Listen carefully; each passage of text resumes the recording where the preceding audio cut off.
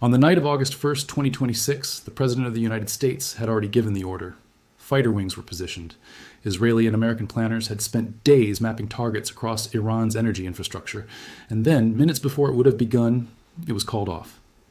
Speaking to reporters aboard Air Force One 2 days later, President Trump did not downplay what almost happened. He said it plainly. This would have been, in his words, the biggest attack since World War II.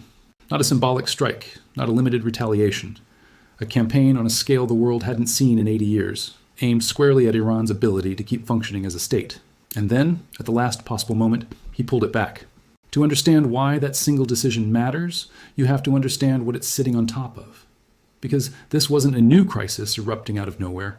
This was the latest turn in a war that has been running almost continuously since the final days of February 2026. A war most Americans can now recite by memory, but one that keeps producing moments so large they reset the conversation all over again. This is one of those moments. And whether it actually changes anything or simply repeats a pattern we've already seen play out again and again is the question sitting underneath everything that follows. Let's go back to where this started because the context is essential. On February 28th, 2026, the United States and Israel launched a joint surprise campaign against Iran. According to multiple wire services, and later confirmed through both Israeli and American statements, the strikes hit military command sites, nuclear-linked facilities, and a number of senior Iranian officials directly. Among those killed in the opening days of the campaign was Iran's supreme leader, Ali Khamenei, the single most powerful figure in the Iranian state for more than 3 decades. His death, confirmed through multiple independent channels and now documented in detail by outlets tracking the war, didn't end the conflict. It escalated it. What followed has since been referred to by some analysts and outlets as the Third Gulf War. Iran responded to the opening strikes with missile and drone attacks, first against Israel, then increasingly against American assets and America's regional partners. Within 2 weeks, the fighting had spread far beyond the initial front. According to United Nations records, the UN Security Council took the unusual step on March 11, 2026, of adopting Resolution 2817, condemning what it called Iran's egregious attacks against Bahrain, Kuwait, Oman, Qatar, Saudi Arabia, the United Arab Emirates, and Jordan. The vote was 13 in favor, none against, with China and Russia abstaining. According to UN meetings coverage, the resolution carried backing from 135 co-sponsoring states, reportedly the largest number of co-sponsors for any Security Council resolution on record. That alone tells you something about how quickly this conflict pulled in the rest of the region. Iran's ambassador, according to the same UN records, called the vote a stain on the Council's credibility, pointing out that the United States, a party to the war, was sitting as Council President at the time. It's a fair thing to flag, and worth including here. This is not a case where one side's narrative goes unchallenged. Iran has consistently argued that its nuclear program is peaceful and that the initial strikes were an act of unprovoked aggression during active negotiations. Western officials, in the same session, rejected that characterization outright, with one telling the Council, in essence, that the claim of a peaceful program was simply not true. Both positions are on the record. Both are contested. That's part of the story, too. By the summer, the war had moved into new phases entirely. Reporting from Al Jazeera on the conflict, which it has been referring to internally in its ongoing coverage as Phase 2, describes fighting continuing across multiple fronts simultaneously. Gulf shipping lanes, Red Sea trade routes, and strikes reaching as far as Egypt. This is a war that started as an air campaign against one country and has, over roughly 5 months, pulled in shipping insurers, oil markets, and governments that had no direct stake in the original dispute. The Strait of Hormuz became one of the most consequential fronts in the entire war. This narrow waterway carries a significant share of the world's seaborne oil trade, and according to Lloyd's List Intelligence, one of the most established maritime tracking services in the world, there had been no Western Allied commercial vessel transits through the strait since May 4th, 2026. Let that sit for a second. For months, one of the most important trade corridors on the planet has been functionally closed to Western shipping. According to reporting compiled in ongoing conflict tracking, Iran's Revolutionary Guard has been operating what's been described as a toll regime through the strait, charging vessels that do transit, under Iranian terms, fees reportedly as high as $2 million per ship, payable in Chinese yuan, Bitcoin, or a dollar-pegged stablecoin. Whether you call that a blockade, a tax, or a wartime chokehold, the effect is the same. Global energy markets have spent months pricing in the risk that the strait might not open again anytime soon. Kuwait, meanwhile, has been hit directly and repeatedly. In the days immediately preceding the canceled American strike, Kuwait's defense ministry described a wave of drone attacks as a heinous act of Iranian aggression, according to CBS News and CNN's live coverage of the war. One of those strikes reportedly hit a government facility in the country's north and damaged civilian infrastructure nearby. Kuwait, notably, was not a combatant in the original February strikes. It's a bystander state that has now absorbed multiple direct attacks simply because of its geography and its alliances, a pattern that has repeated across the Gulf states named in that UN resolution. There's also a quieter front to this war that gets less attention than the missiles and the tankers, and it deserves airtime here.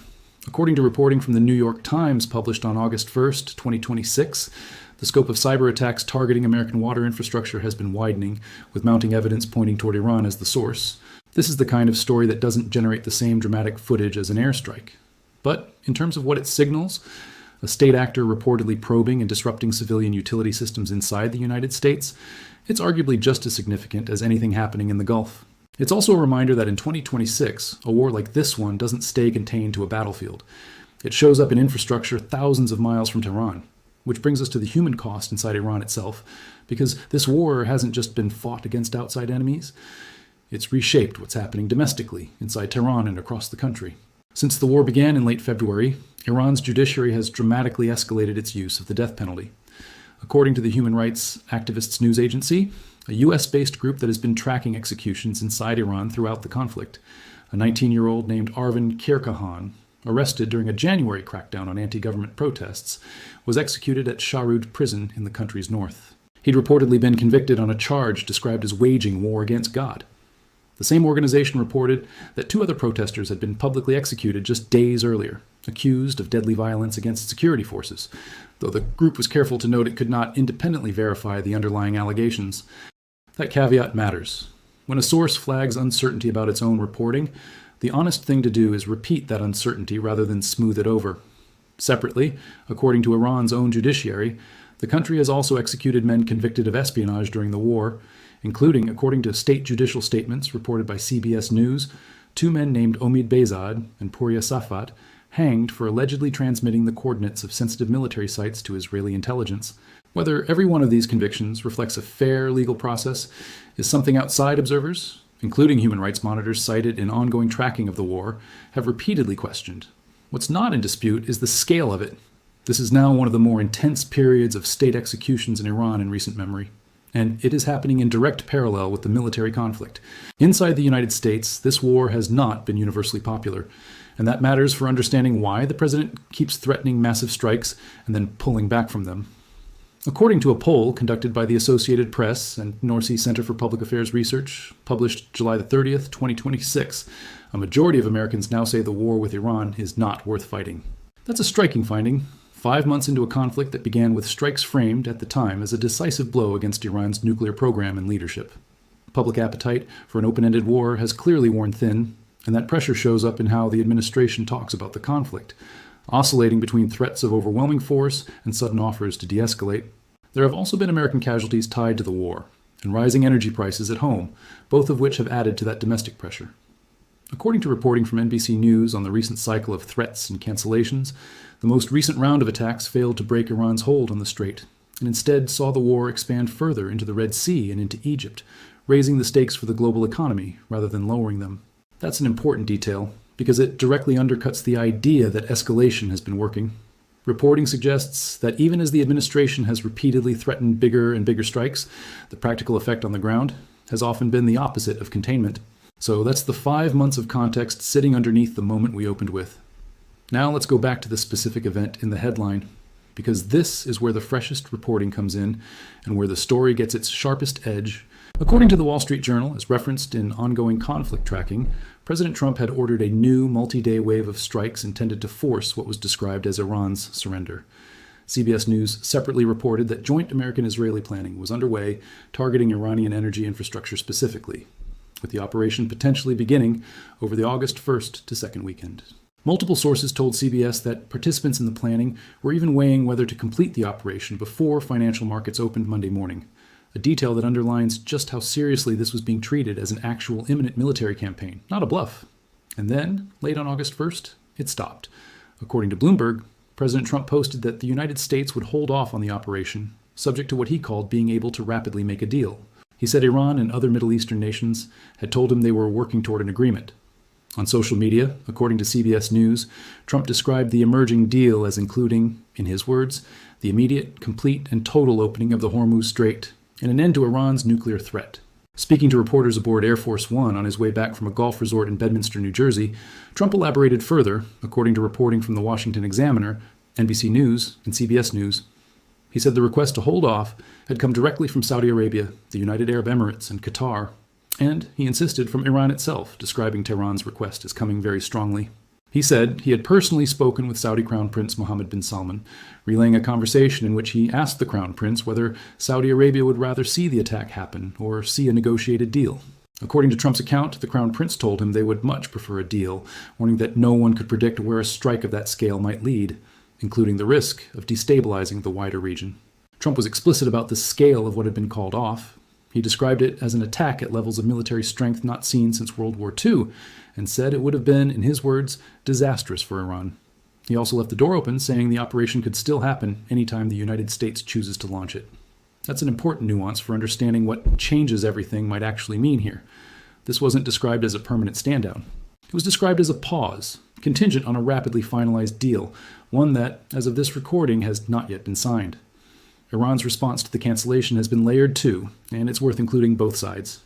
Iran's defense minister, posting on X and reported by CBS News, said the country was neither surprised nor passive and remained on alert. That's a carefully worded statement, not a celebration of averted war, but also not a declaration of victory. It reads as Tehran signaling that it hasn't let its guard down, even with talks reportedly resuming. At the same time, on the military side, Iran's wartime command has continued to use sharp language. According to Al Jazeera's reporting from Tehran, Major General Ali Abdullahi, who heads Iran's wartime military command, said in a statement that the United States was moving at what he called an accelerating pace to fan the flames of a full-scale regional war. He argued that Washington was using the resources and infrastructure of its regional partners as a shield for what he characterized as America's own interests, while simultaneously strengthening Israel's military capacity.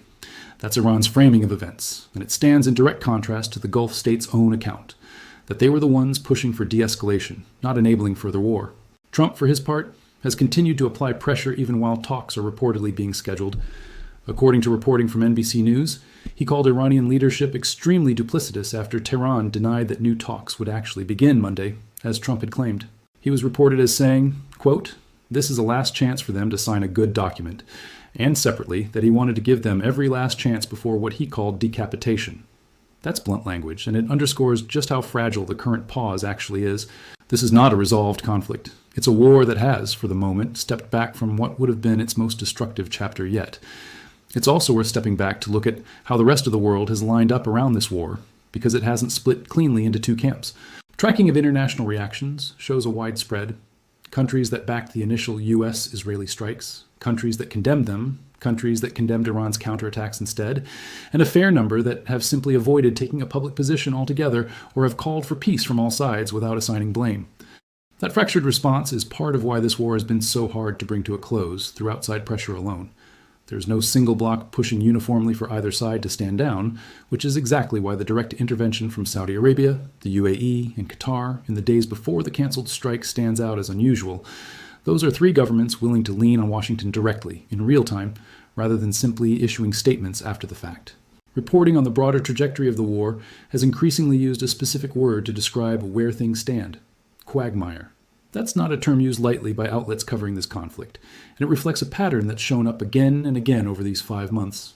American strikes that inflict real damage, but don't produce the kind of decisive breakthrough that ends the fighting, followed by further Iranian retaliation, followed by more strikes. One piece of coverage from this period described Iranians themselves feeling the strain as Washington ramped the war back up over the fight for Hormuz. A reminder that on the other side of every one of these headlines about strikes, deals, and cancellations, there's a civilian population inside Iran that has been living under this war for 5 straight months, dealing with air raid sirens, economic strain, and a domestic crackdown all at once. That's the environment the current pause is landing in. It's not a ceasefire built on exhaustion alone. It's a pause built on a very specific, very fragile promise that if the United States holds back this one operation, Iran will agree to reopen Hormuz and give up its nuclear ambitions in some verifiable way. Trump has been clear that he sees the threat of the canceled strike as leverage that's still very much available to him.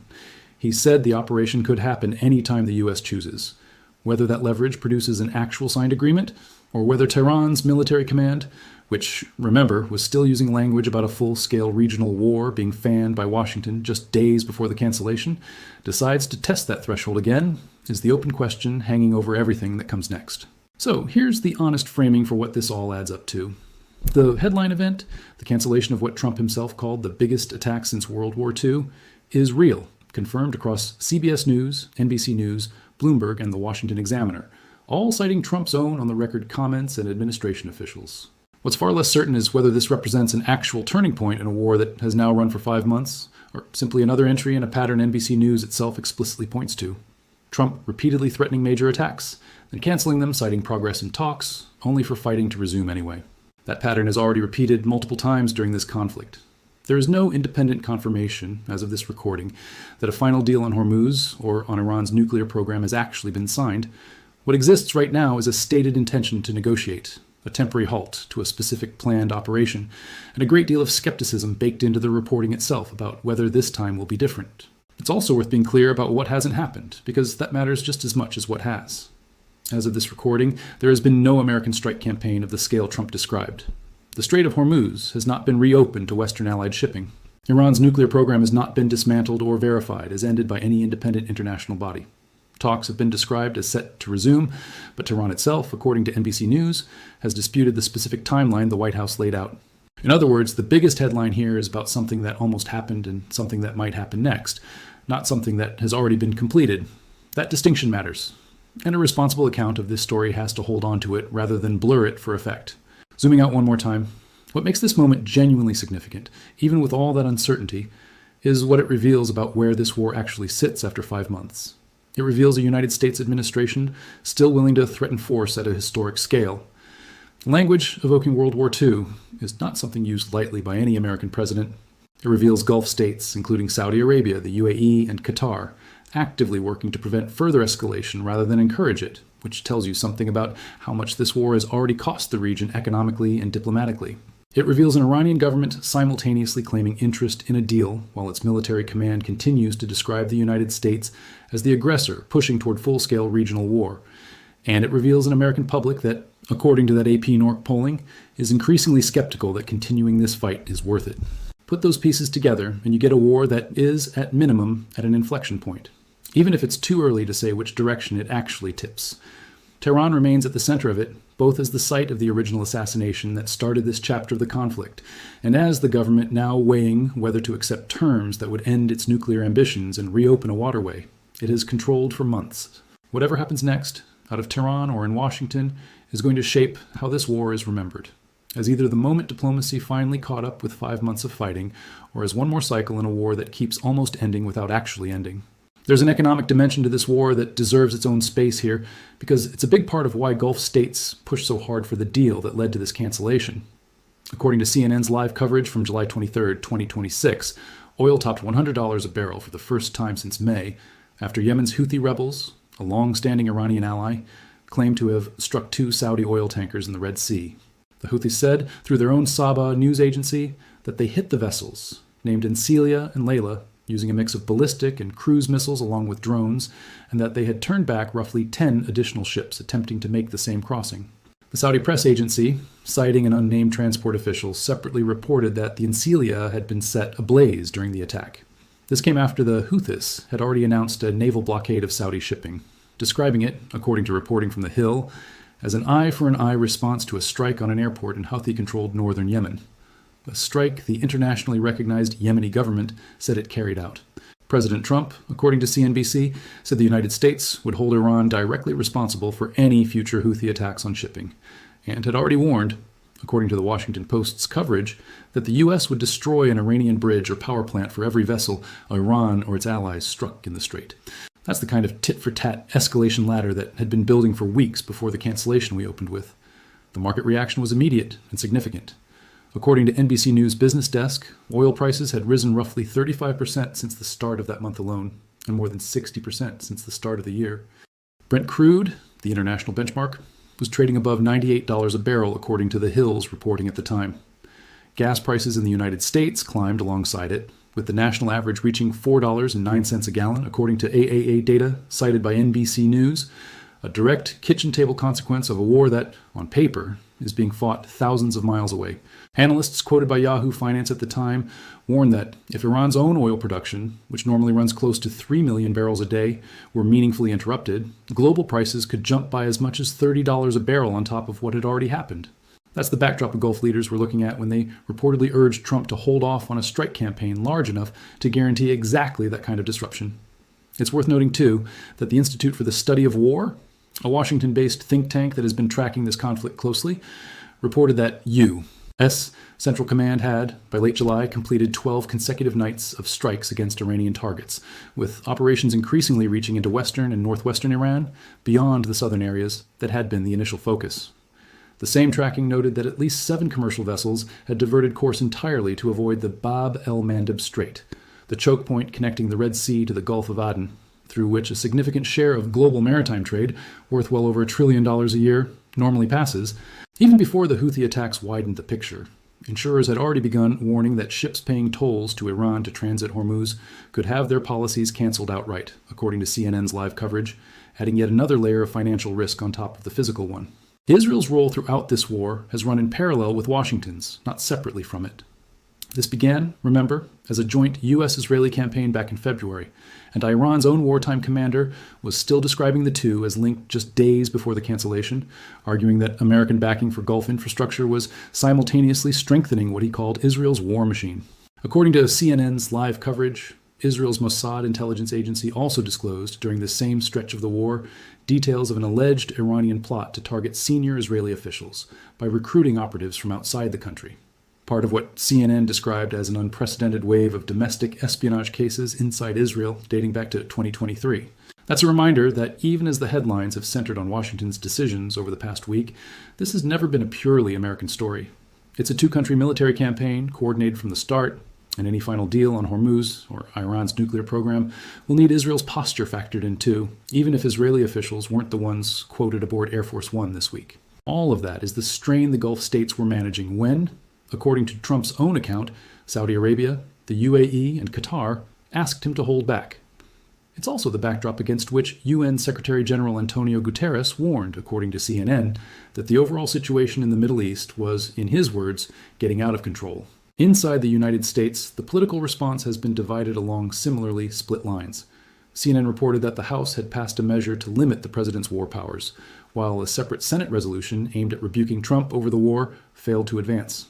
That split, a president facing pushback on the legal authority to keep fighting, even as he simultaneously prepared what would have been the war's largest single operation, is part of the tension sitting underneath the moment this story opened with.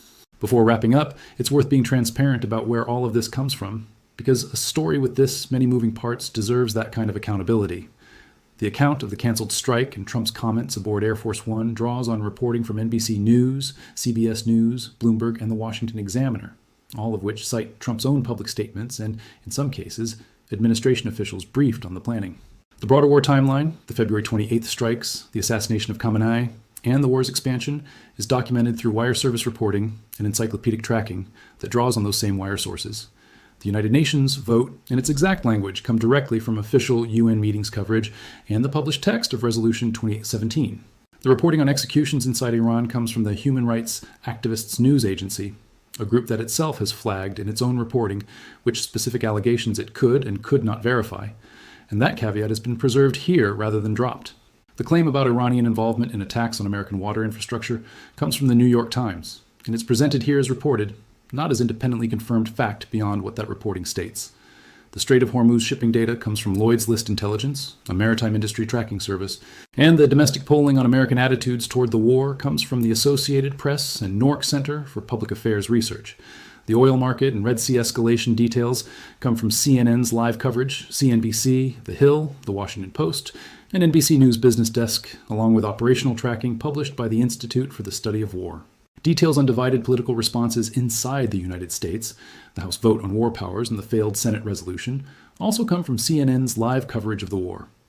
One more point on methodology, because it matters for how you should weigh everything above. A war this large, moving this fast, generates numbers, casualty counts, ship diversions, execution tallies, that shift from day to day as new information comes in. Outlets tracking this conflict have been explicit that their own figures are provisional and subject to revision, and that standard has been applied here too. Nothing in this account should be read as a final tally. It's a snapshot of where things stood as of the first few days of August 2026, built entirely from named on-the-record reporting, rather than anonymous claims or unverifiable social media posts from either side of the conflict.